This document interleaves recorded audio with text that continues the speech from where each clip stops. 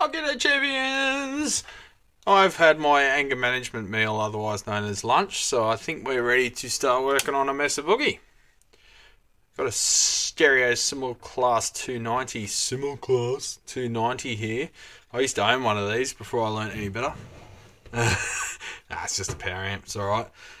So this is American Power at the moment, 120 volts, and the transformer is not universal. So we ordered a replacement and it finally turned up. This beauty is from Mercury Magnetics and it's the Mesa Boogie 290 replacement. So 5.5 kilos this transformer weighs in at, and it's got a little damage from shipping here. The brackets bent. Mr. Multi-Grip's come to the rescue. Set that aside. And we'll have a look inside. Now, bear in mind that's the power transformer. And it's got two output transformers, obviously, as well, being a valve amp. So there's quite a bit of weight in this unit. Quite a bit of weight. So let's have a look at the thing. There's been some modifications done to it. Some ancient caps, carbon composition resistors. So we'll check those resistors. The screen grids are carbon comp, which is just dumb. But it's Mesa Boogie. Mesa Boogie are dumb. So, we'll check them for drift, and if they're within tolerance, we should be fine. There's evidence of leakage down there on one of the caps, but it's kind of strange. It's like, looks like battery leakage. It's got that green powdery look to it, which is a bit weird. So we'll check that out and do some close-ups for you. Really, it's probably due for a recap. This guy just wanted the mains conversion, so down here, look at all that green, bluey, green, crusty crap down there.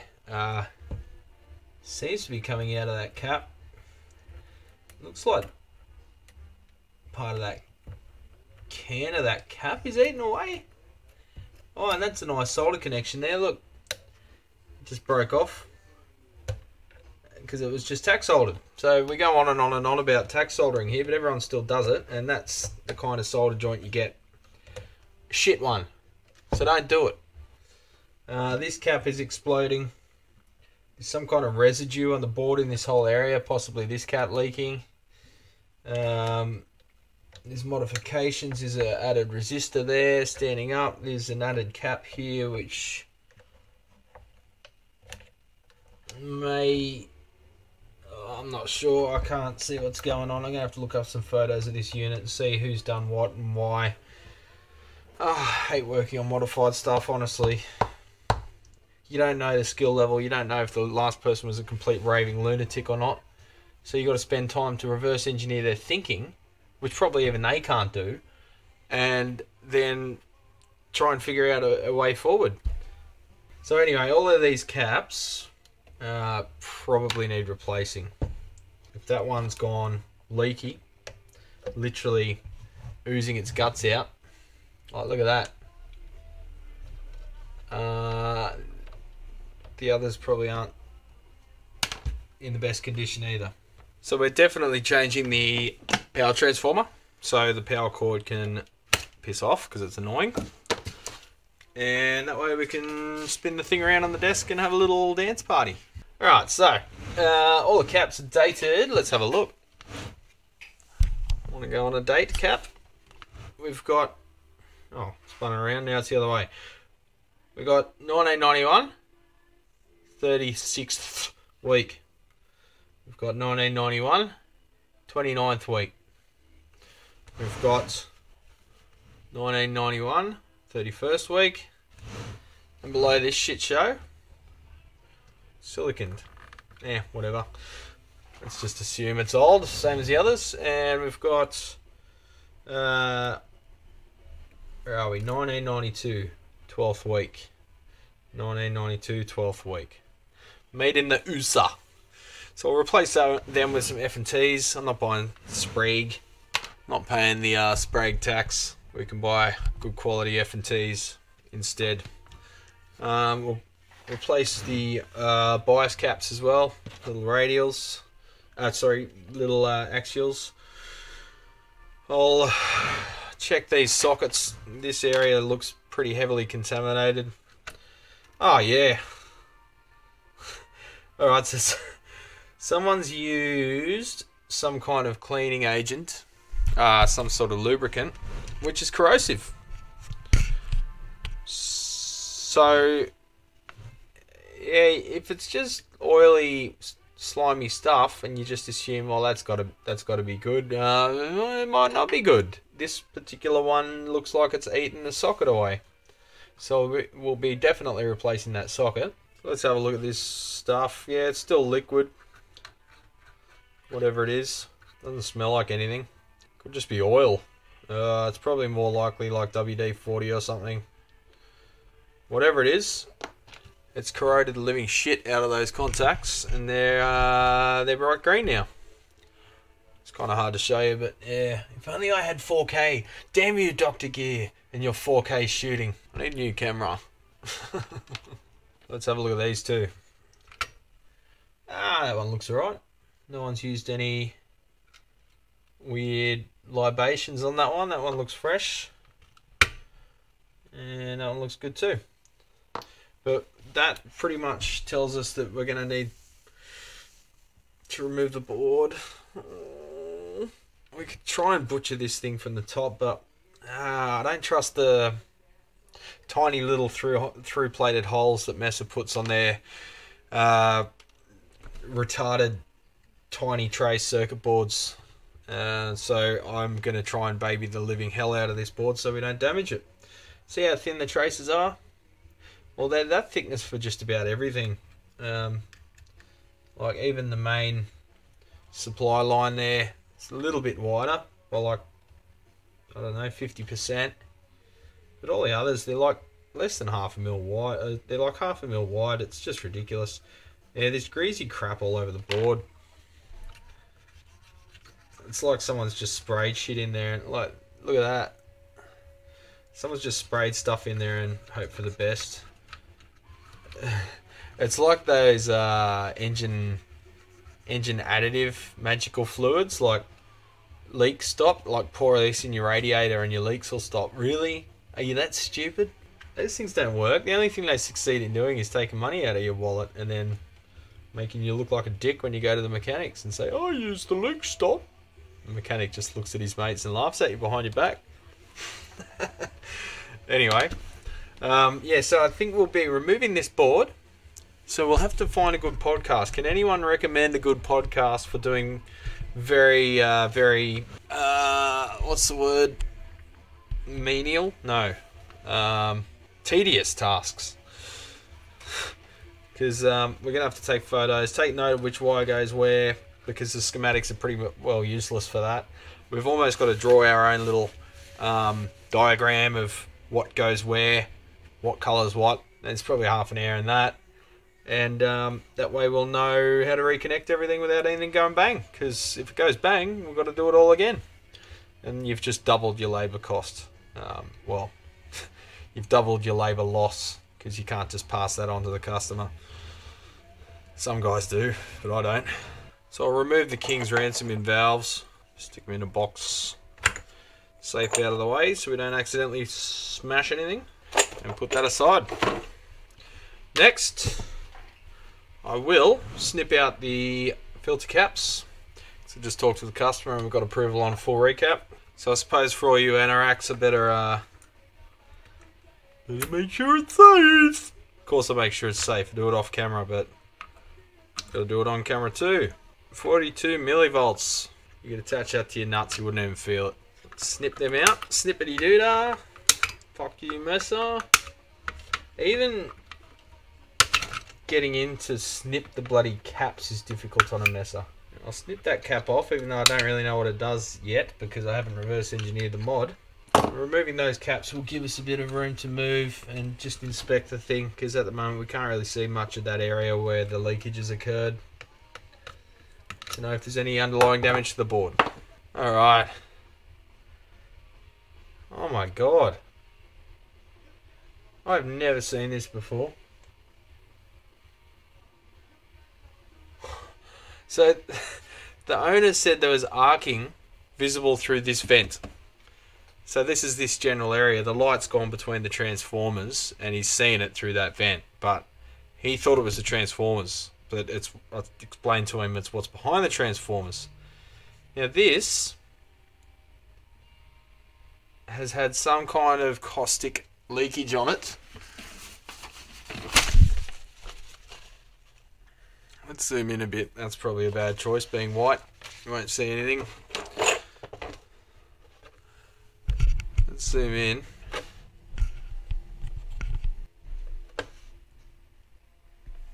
So check that out.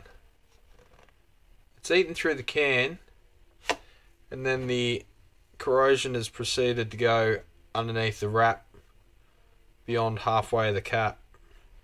So that whole area is a big bulgy corroded pile of shit.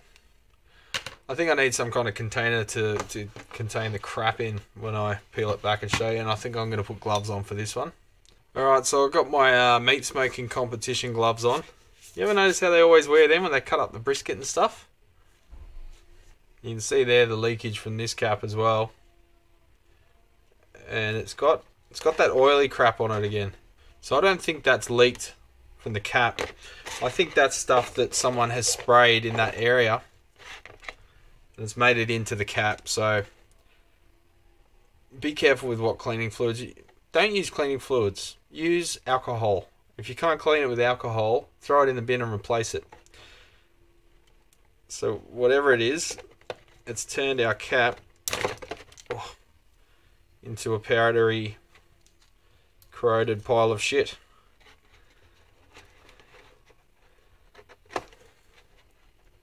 Look at that.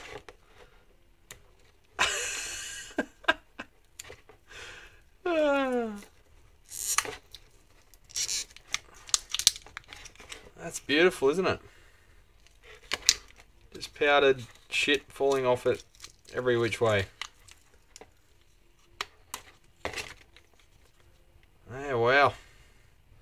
I've never seen a cap that bad. That's not the cap failing. That's some cleaning fluid used, working its way between the film and corroding away the aluminium of the can.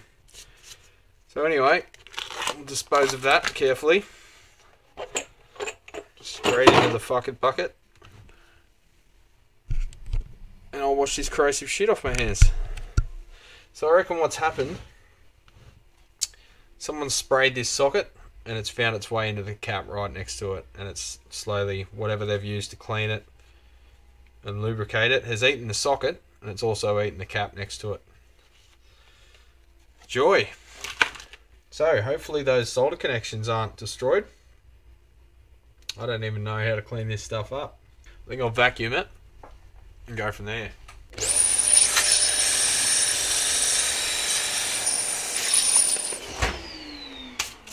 Okay, so now we've cleaned up that powdery crap. We can see we've got arc damage here. Looks like that's actually broken the trace, and we've got arc damage there, possibly from these two pads, between these two pads. So we're going to have to clean that up and quite possibly dig out some board there, because that's probably become conductive as it's cooked. We've got to figure out what this clusterfuck is. There's also mods down under here. You've got transistors floating in midair, blobs of silicon on them with resistors attached to them, wire attached to that transistor attached to that leg. Don't know, might be some super secret mod that I'm not privy to, because I'm not like one of the Mesa brethren or something. It looks like a poorly installed pile of shit to me, however. It does have that vague cat piss smell that most Mesas have. I think it's something that leaches out of the board. Whatever it is, it's pretty gross. Got massive stupid orange drops. That capacitor there, let's see. Let's zoom in on that. Now I know this is 1991, but film capacitor manufacturing hasn't come that far since then.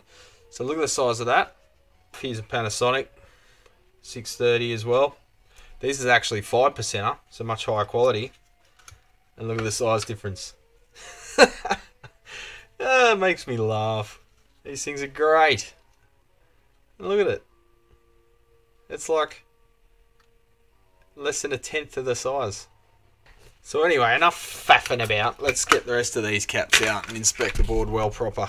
Alright, I'm going to take a couple more photos with my funky new camera. But first I'm going to remove these gloves because they stink from that shit that was left over. Alright, let's check these screen grid resistors for drift. Oop, wrong one. They're 2.9k, 2.9k, 3k. These should be 470 ohm, 522, 516, 520, 504. It should be 2.7, 2.9, and 2.9k. So yeah, they all drift up. That's pretty normal for a carbon comp. So at some point, someone has broken apart this connector. You can see the saw marks there. And they've just hardwired that pin that used to be on that header there. So that would have been one big header previously, one big connector, sorry. And now they've got one soldered, which I believe is just one of the heater sides, because the yellow and green heater is the center tap. So that's one of the heater windings, because it's green on the other end of that black wire. So it's quite common for these to burn their heater connections on these, because the connectors are underrated for the current. But you know, when does underrated components stop Mesa from using them? But everyone does it. PV do it, a lot of others do it. They just ignore the current rating of the data sheet of this connector and they use it anyway, and of course they burn. So what we'll do is, that's going anyway because that's crimped to the fly wires coming off the existing transformer there. So that's easy for us. We can just disconnect them, snip off this one, and then piss off the transformer. That gives us a bit more room to move and makes it a bit lighter for wrestling around on the bench. I thought I was going crazy there for a minute. 4 nuts on this side securing the transformer. Don't ask me how you get to that one. Probably have to remove... fuck me. Probably have to remove this stud, which is fucking welded to this, which means you can't get a tool down there. Oh my god. Just... they go out of their way to make it shit. So we'll have to remove that nut. We can't get the screw head out, so that means I can't get a tool down there. We'll see if we can work one down the side there, but yeah, just shit design again. But anyway, on the bottom side, notice there's only 2 screws holding that transformer in place. Where are the other 2? Well, they're studs. So you can't just turn the thing up like this and just undo the screws and hold the nuts with your finger. That would be too easy. Anyone could do that. You wouldn't have to be an authorised Mesa service centre. So I might just get some needle noses in there and something, and just hold those nuts while I undo their screws. And now, because that one goes that way and this stud comes this way, we can't get the transformer out. And because it's actually jammed against the circuit board, there's no room for movement. Honestly, it's like it's designed by a 12-year-old on a sugar high. I mean, their own techs would be cursing them. Like, it's not like there's a secret way that they know how to disassemble this shit. They work in the same 3 dimensions, or 4 dimensions that we do. So that wire can go up in midair for a bit. So, it's one of those amps where you've got to remove the front panel to get the transformer out. You can only take it so far, because the fuse is attached, and otherwise you'd have to desolder that as well. But in the process of moving stuff around, I found that these connectors here just have wire shoved in them. In the meantime, I'm just going to do my daily workout here, don't mind me. Look at that, boys and girls, only about 500 wires desoldered. A bit of previous damage to some traces and some pads. You can tell the wires were melted from being overheated previously, but there's nothing new there. That's every job. There's some dickheads had a go, but we've got access to the bottom of the board now. But seems to be not too much damage to the bottom of the board. There's a few wires have been pulled out, relocated, traces cut, modifications carried out. I don't know. I've got to draw that stuff out on a schematic and try and figure out if it's even logical. And go from there. Reportedly this thing was working fine before. But you know, who knows? Sometimes making noise means working fine, you know. So we'll draw the bullshit that's on here on the schematic. We'll clean the board up, soak it with some alcohol, get this, whatever this grime shit on the surface is, off, remove all the cap leads, remove the header, rewire it. We'll probably have to change the MOV for 240 volts.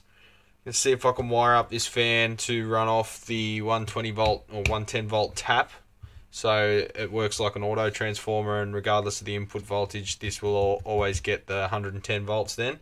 Same with the lamp on the front. This is all stuff you don't think about when you're doing a mains conversion. Is the lamp rated for 240 volts? Well, no. Was it off the primary, or was it directly across the mains? Well, you know, after the mains switch, if you've used that when it's expecting 120 volts or whatever, and you give it 240, you're going to blow the bulb. So that's all stuff we've got to look at as well. Okay, so these solder connections, they're bubbling and popping and sizzling and boiling as I heat them. So that means they're contaminated with some shit. And don't know what. And it's greasy. There's a greasy film on everything. We're not going to get a good solder joint until we fully decontaminate this board, because that solder's bubbling while it's trying to set, and it's given the crustiest, shittiest looking solder joints. Looks like an aero bar out of solder.